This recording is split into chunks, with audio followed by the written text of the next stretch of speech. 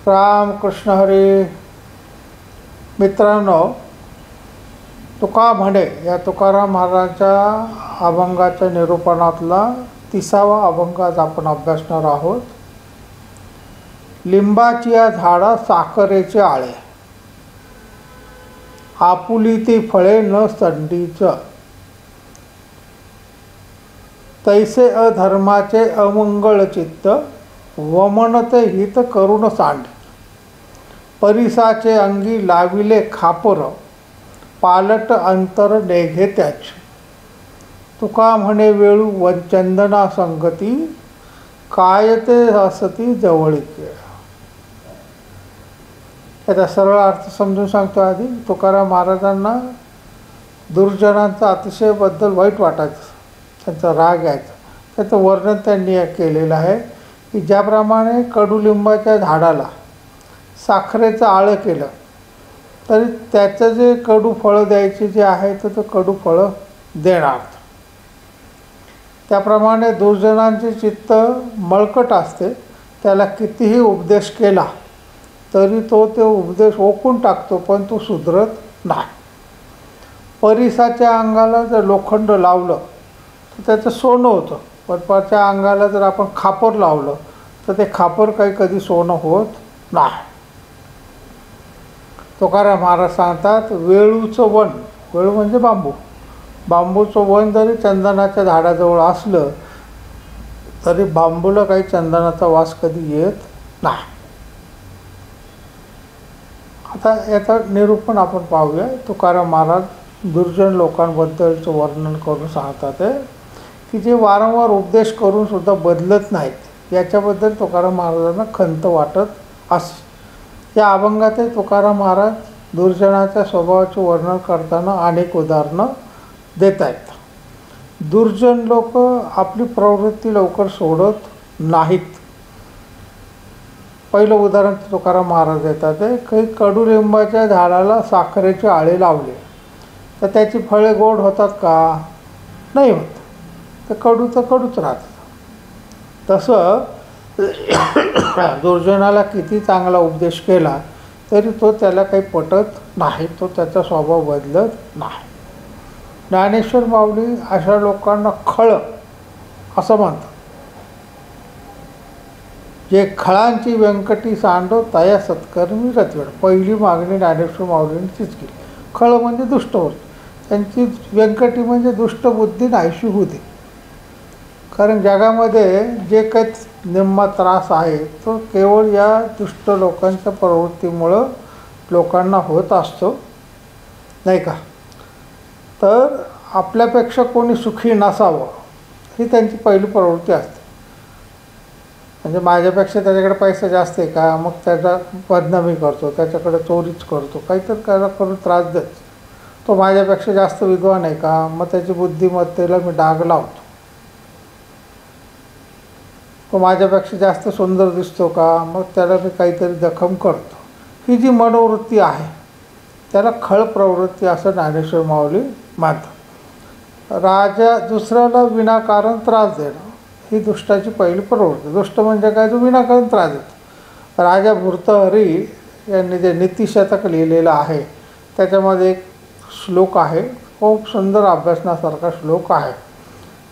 भर्तृहरी सांगतात, एते सत्पुरुषा परार्ध घटका स्वार्थ परित्यज्यते, सामान्यास्तु परार्ध मध्यमुहूर्ता स्वार्था विरोधेन ये, ते मी मानव राक्षसा परहितं स्वार्थाय विघ्नन्ति ये, येतु ध्वंसति निरर्थकं परहितं ते केन जानामि हे.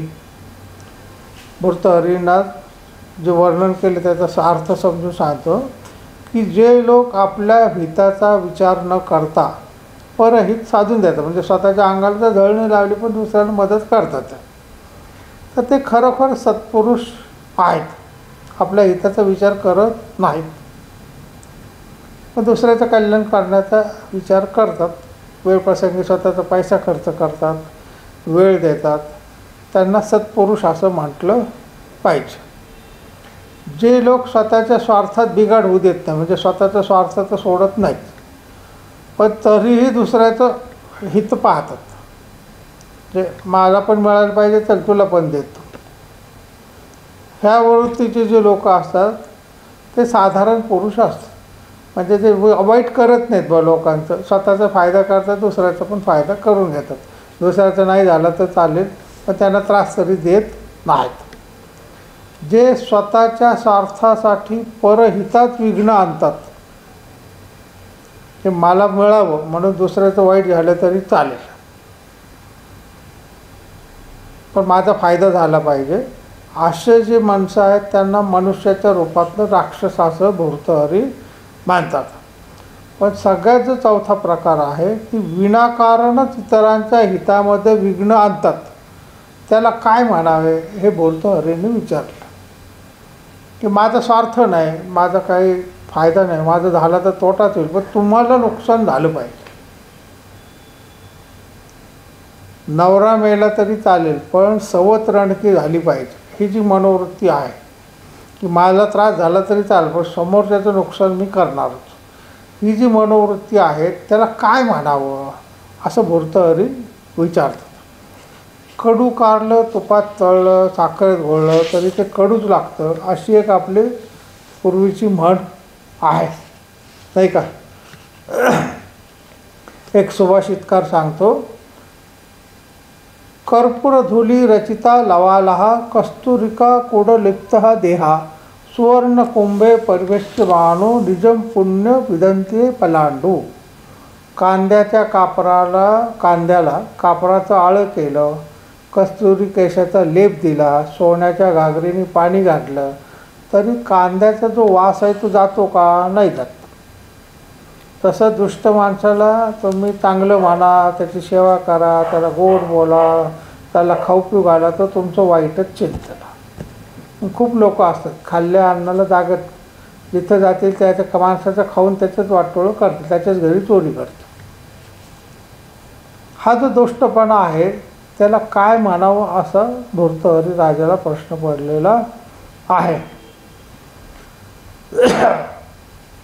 स्वतःचा नाश झाला तरी चालेल पण इतरांना दुःख द्यावं, ही जी दुर्जनांची वाईट प्रवृत्ती आहे त्या सज्जन लोकांच्या वाटेला विनाकारणच जातात, काहीच कारण, पण त्याचं नाव चांगलं होतं, तो मोठा लोक त्याला मोठं मानतात, त्याला चांगलं मानतात, मग याच्या पोटामध्ये दुखतं आणि मग तो काहीतरी अफवा फोडायला सुरुवात करतो. ते मत्सराने पेटून उठतात. मत्सर हा माणसाचा दोष आहे, काहीच कारण नाही, पण दुसऱ्याचं चांगलं बघवत नाही, त्याला मत्सर म्हणायचं, नाही का. माशी आपणात गिळवी परी पुढील वांती शिनवी, तैसे कश्मळ आठवी आचरण जे. 18व्या अध्यायात ज्ञानेश्वर माऊली सांगतात की माशी काय करते, की आपल्या अन्नात बसते, ते आपण चुकून खाल्ले गेले तर ती मरते, पण ती तुम्हाला वांती करायला भाग पाडते. तसं दुष्ट माणसाचं आहे की मला त्रास झाला तरी चालेल, मी मेलो तरी चालेल, पण तुमचं नुकसान करूनच मी जाणार. संत तुलसीदासांनी रामायणाच्या सुरुवातीला देवता संत यांच्याबरोबर दुष्टांना सुद्धा वंदन केलेलं आहे. दुर्जनम प्रथमं वंदे तदनंतरम सज्जनः असं संस्कृतमध्ये म्हटलं. काय करायचं, सज्जन माणसाला नंतर नमस्कार केला तरी चालतं, आधी दुर्जनाला करा, नाही तर ते त्याला तुम्हाला काहीतरी कारण काढून त्रास द्यायला सुरुवात करतात. ज्ञानेश्वर माऊलीसुद्धा पसायदान मागताना तुम्हाला मागाशी सांगितलं, जे खळांची व्यंकटी सांडो त्या सत्कर्मी रती वाढो अशी मागणी करतात.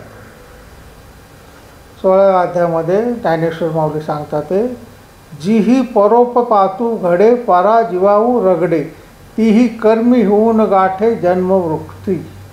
मग आपले केले फोकासी आणि जगाते धिक्कारती, दाही दिशा पसरती स्पृहा जळ.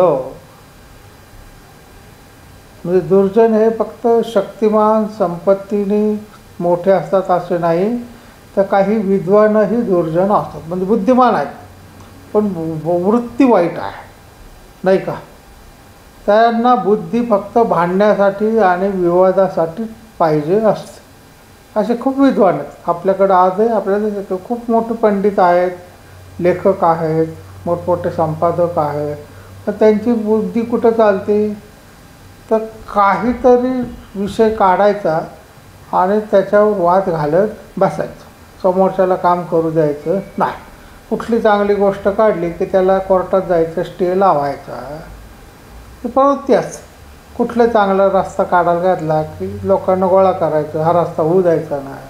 कुठलं धरण बांधायला काढलं की तिथं ते निसर्गाचं काहीतरी होईल असं करायचं. प्रत्येक गोष्टीमध्ये जाऊन कोर्टात स्टे लाव, कुठंतरी आंदोलन कर. असे लोक त्याला आंदोलनजीवीसुद्धा म्हणतात. ही असे लोक आजही आपल्याला सापडतात. विद्या विवादाय धनम मदाय शक्ती परिशा परपीडनाय खलस्य साधी विपरीतमेद ज्ञानाय दानायच रक्षणाय. हे दुष्टांची विद्या भांडण्यासाठी, पैसा मोजण्यासाठी, शक्ती दुसऱ्यांना त्रास देण्यासाठी, आणि साधू माणसांची विद्या ज्ञान देण्यासाठी, पैसा दानाने भले करण्यासाठी, आणि शक्ती इतरांचे रक्षण करण्यासाठी असते. शक्ती दोन्ही दिलेत. दुष्ट माणूस त्याचा दुसऱ्याला त्रास द्यायला करतो, चांगला माणूस शक्तीने इतरांचं रक्षण करतो. पैसा तुम्हाला दिलेला आहे, दुष्ट माणूस त्या पैशाचा वापर इतरांना त्रास द्यायला करतो, चांगला माणूस पैशाने इतरांना मदत करतो, नाही का? म्हणजे आपल्याला दिलेलं आहे त्याचा उपयोग कसा करायचा हे माणसाच्या हातामध्ये आहे. तुकाराम महाराज उदाहरण आणखी एक देतात ते की लोखंडाचे परिसामुळं सोनं होतं. म्हणजे ते एक असं एक आहे की बघ, परिस नावाचा एक दगड आहे, तो लोखंडाला लावले की सगळं लोखंडाचं सोनं होतं. तुकाराम महाराज म्हणतात की जर खापराला, जर मडक्याच्या तुकड्याला जर लावलं परिस, त्याचं सोनं होतं का? नाही होतं, खापरच राहतं, नाही का? चंदनाच्या शेजारी बांबूचं झाड लावलं म्हणून बांबूला काही सुगंध येत नाही. तसं सज्जनाच्या संगतीत जरी आला तर तो सज्जनाला बिघडवेल पण स्वतः मात्र सुधारणार नाही. म्हणून आपल्या रोजच्या जीवनात दुर्जनाचा नेहमी अनुभव आपल्याला येत असतो. त्यांना सुधरवणं हे आपल्या शक्तीबाहेरचं आहे, आपण त्यांना सुधरवू शकत नाही. मग अशा लोकांना टाळणं, त्यांचा सहवास टाळणं हीच सध्या योग्य आहे. इतरांची सदैव निंदा करणारे, लोकांमध्ये भांडणं लावणारे, विनाकारण परदुःखावर बोट ठेवणारे हे दुष्टच होत. अशा लोकांची संगत जाणीवपूर्वक टाळली पाहिजे. काही लोकांना मुद्दाम एखादी मुलगी भांडून माहेरी आली की मग चार लोकांना काय बरेच दिवस झाले माहेरी आली नाही. एखाद्याची बायको पळून गेली, आता माहिती आहे ना सगळ्यांना, मग चार लोकांमध्ये बसत का रे वहिनी दिसत नाही कुठं. हात खोड आहे ही बायकांमध्ये जास्त खोडच की त्यांना ती मनोवृत्ती असते समोरच्याला बोट घालून दुखवत राहायचं. तर तो दोष दुष्ट माणसाचा आहे. म्हणून प्रत्येकाने यातल्यामध्ये सुधारणा करून घ्यावी किंवा कोणाची निंदा करू नये, कोणाच्या वर्मावर बोट ठेवू नये, कोणाला जाणीवपूर्वक वाईट वाटेल असं वागू नये. कारण चांगलं बोलणं ऐकण्यासाठी सुद्धा आपला राग, द्वेष, मत्सर हे गुण कमी झाले पाहिजे. ह्याच्यासाठी चांगल्या लोकांची संगत धरावी. चांगल्या लोकांच्या संगतीमुळे जीवनाचं कल्याण होतं. दुष्टाच्या संगतीत गेले की त्याची दुर्गुण आपल्याला लागतात. पण आज आपण इथं थांबूया. मी माझ्या यूट्यूब चॅनलला लाईक करा, सबस्क्राईब करा, कॉमेंट्समध्ये रामकृष्ण हरी असं अवश्य लिहा.